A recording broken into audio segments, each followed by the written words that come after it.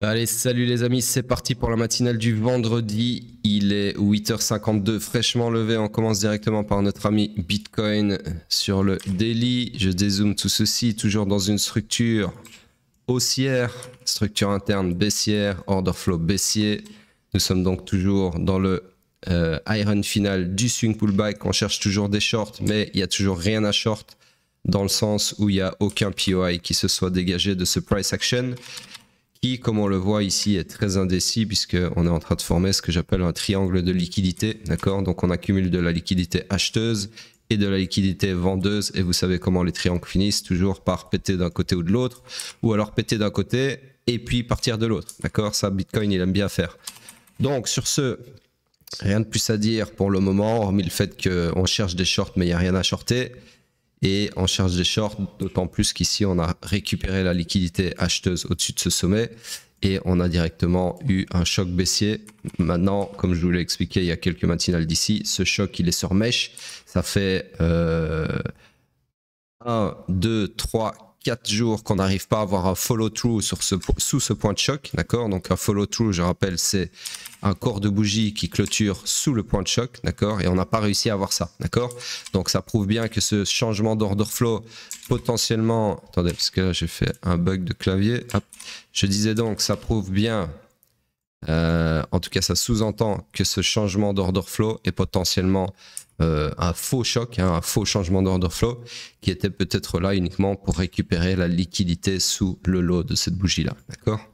Parce que ici, si on zoome, vous voyez bien que on a pris la liquidité sous le lot ici, d'accord?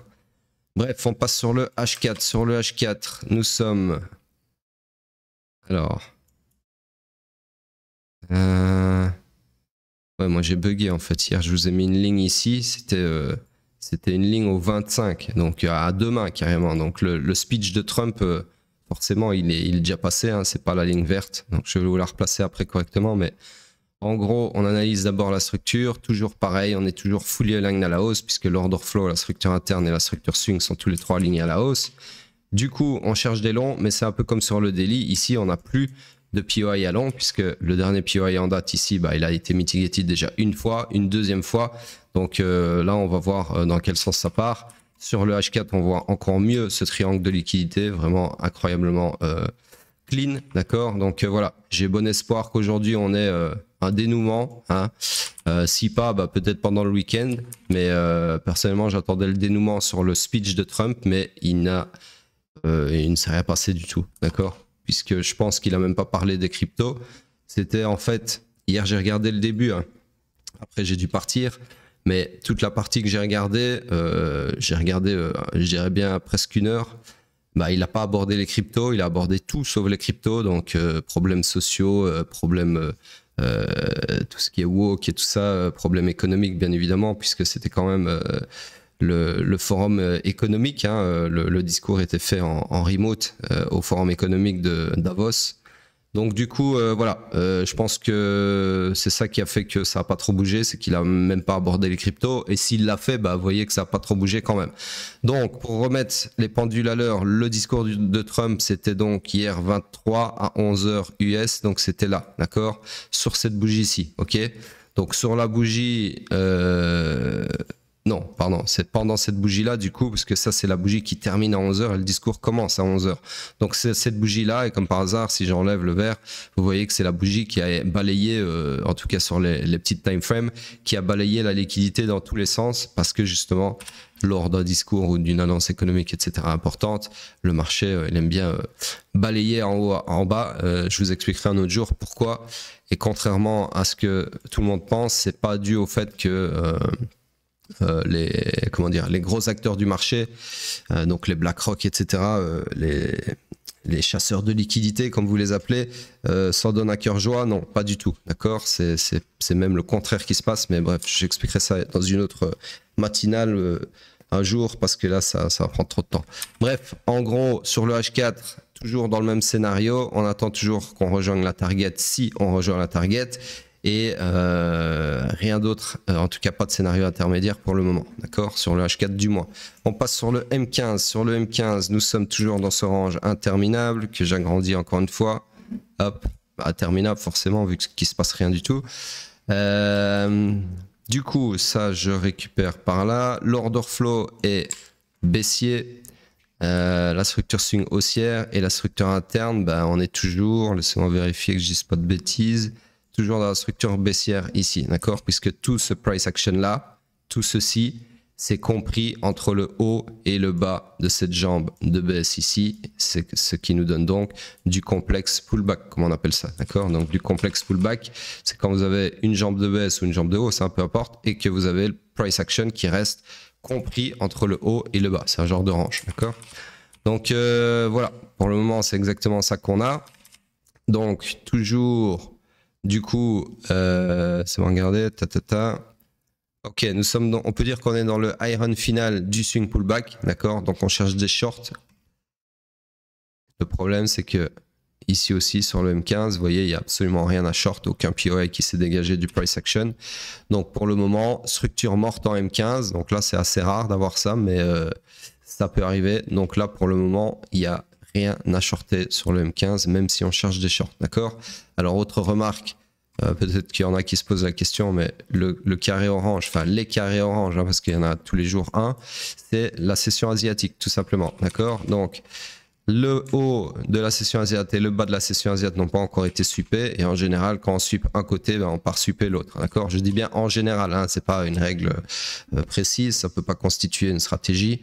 Croyez-moi sur parole. Donc en gros, voilà, c'est juste pour dire que si par exemple on avait sweepé le bas ici, on avait eu un price action et qu'on était ici, bah, j'aurais dit voilà, on a sweepé le bas et potentiellement on peut partir sweeper le haut, d'accord?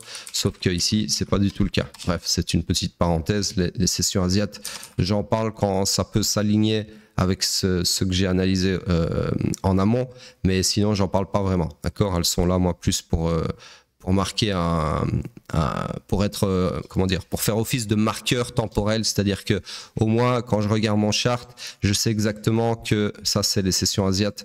Donc d'un point de vue heure, je sais que Londres est là et New York est là quelque part, d'accord? Donc c'est plus un marqueur temporel pour moi, ok? Qu'autre chose. Après ça peut servir de temps en temps à appuyer, comme j'ai dit, mes analyses par rapport à l'order flow, etc. Par exemple, un exemple qui serait plus parlant, c'est si par exemple j'ai, donc comme maintenant l'order flow qui est baissier, donc je sais que je cherche des shorts et que le price action, donc on va faire ça comme ça, le price action pardon a fait ça, donc on est venu sweeper le haut de la session asiatique avec ce price action ici, et qu'ici là j'ai un order flow baissier, donc un petit triangle baissier, bah, je sais que je cherche pardon, des shorts sur par exemple un POI qui serait ici, et donc je cherche des shorts comme ça, et le fait que le bas de la session asiatique n'est pas sweepé, n'est pas encore été sweepé, bah, ça conforte mon idée de chercher des shorts parce que potentiellement le prix va aller chercher la liquidité sous la session asiatique aussi, d'accord? Donc dans ce cas-là, j'aurais par exemple tout qui est aligné à la baisse avec une belle target étant le bas de la session asiatique ici, ok? Par exemple, ok? Donc c'est juste comme ça que je m'en sers. Alors, quand je m'en sers, bien évidemment. On passe sur le pétrole. Pardon. Daily. Donc, sur le pétrole, toujours pareil. Laissez-moi cacher ceci. Tac. Ceci aussi. Tac. Voilà. On cherche toujours des shorts, toujours le même scénario. On est en train de confirmer un POI intermédiaire sur l'inside bar ici, la bougie blanche, comme ceci, qui sera confirmé si on clôture la bougie d'aujourd'hui en laissant du FVG. Donc pour le moment, c'est pas le cas, donc je l'enlève. Mais on continue de chercher des shorts comme ceci pour jouer le swing pullback, d'accord? Donc en gros, pour le moment, on essaye d'exploiter la continuation du swing pullback, ok? On passe sur le H4. Sur le H4, c'est moi de dézoomer ça, donc toujours dans un range haussier, structure interne toujours baissière ici, order flow baissier aussi. Donc ici, nous sommes dans le high run initial du swing pullback. On cherche donc des shorts. Laissez-moi juste cacher ceci. La structure interne, elle s'est perpétuée encore une fois à la baisse comme ceci. D'accord? Donc ça change rien à ce que j'ai dit juste avant, puisqu'on est toujours baissier sur l'interne. Donc du coup, on cherche des shorts toujours. Et vous voyez qu'aucun de mes POI n'a été mitigated, donc aucun de mes scénarios s'est vraiment réalisé, même si on part vers leur target respective.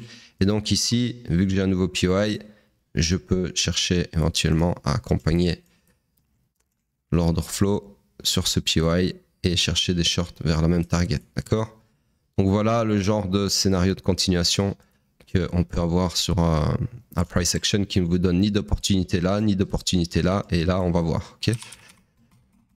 Voilà donc pour le pétrole. On passe sur le M15. Alors ici, bah, sur l'annonce, alors là j'étais devant l'écran pour le coup. Hier au moment, mais vraiment au moment, pile poil où Trump a dit dans son discours, je vais demander à, je sais plus c'est quoi le nom de l'organisme, tellement j'en ai rien à foutre, mais je crois que c'est l'OPEP ou l'OPSEC, je sais plus comment ça s'appelle, le truc du pétrole quoi en gros, de baisser le prix du pétrole. Bah, le pétrole, je vous garantis, j'étais sur le M5, j'étais devant le pétrole sur le M5, mais le pétrole il a craché mais dans la seconde, d'accord. Donc quand Trump a juste dit ouais je vais demander à cette organisation de baisser le prix du pétrole, et boum, le pétrole il s'est pété la gueule direct. Donc voilà pourquoi le pétrole en gros a craché. En tout cas, c'est l'explication très très synchronisée de hier. Du coup, tout ça pour dire que nous, d'un point de vue technique, ça nous a perpétué la structure swing à la baisse. Donc nouvelle structure pour le moment. Alors non, la structure à la baisse c'était comme ça. Ensuite, on a eu un retracement suffisant pour reperpétuer une fois de plus, ça j'efface, reperpétuer une fois de plus la structure à la baisse ici, comme ceci. Du coup, nous sommes dans cette structure, et non pas la précédente, et non plus la précédente. Donc structure minuscule, tout ceci, du coup, ça ne m'intéresse plus. Mon POI ici, je le récupère, je zoome cette structure. Une seconde, je vais un peu trop zoomer, voilà. Donc, dans cette structure swing, nous avons ici un graphe de liquidité. Ensuite, nous avons IBUS, une perpétuation de la structure interne. Alors là, laissez-moi mesurer, zoomer plutôt. Ouais, ok. Donc c'est juste. Et donc nous sommes présentement dans le high run initial du swing pullback. On cherche donc des longs. Malheureusement, il n'y a rien à long. En tout cas, à proximité du price action. Ça, je vais raccourcir un peu. Comme ceci, c'est suffisant. Donc là, on pourrait chercher des longs comme ceci, sauf que une mitigation de SPY nécessiterait un retournement de l'order flow. Donc, c'est pas le genre de scénario qui m'intéresse, d'accord? Donc voilà, pour le moment, en tout cas, pétrole haussier, mais rien à long. Ok. Alors, on passe sur le Bitcoin en weekly, pardon. Hop, hop. Voilà, donc ici, on a la bougie qui reprend un peu du poil de la bête, j'ai envie de dire. Pour le moment, ça commence à ressembler à Doji, mais on est loin de la bougie bullish. On est toujours plutôt bearish selon moi. Ce qui m'embête vraiment, c'est ce graphe de liquidité ici au-dessus de l'ancien all-time high. Donc voilà, rien de plus à dire que hier. J'ai assez expliqué hier le fond de ma pensée. Donc ceux qui veulent savoir plus sur ce que je pense sur le weekly, vous pouvez aller voir la matinale d'hier. La dominance, bah, elle casse toujours les couilles, toujours dans cette incertitude du range 57-58%, on va même plutôt dire 58% tout court. Et on attend. Ok. Là, franchement, ça commence à faire long, parce qu'à chaque fois, elle nous donne des faux espoirs. Ici, gros crash de la dominance, ici, gros crash, ici, gros crash. Et à chaque fois, ça repart à la hausse. Donc, c'est chiant. Bref, principe du range, donc on attend. De toute façon, il n'y a rien d'autre à faire dans un range. Et sur ce, c'est tout pour moi et je vous dis à plus tard.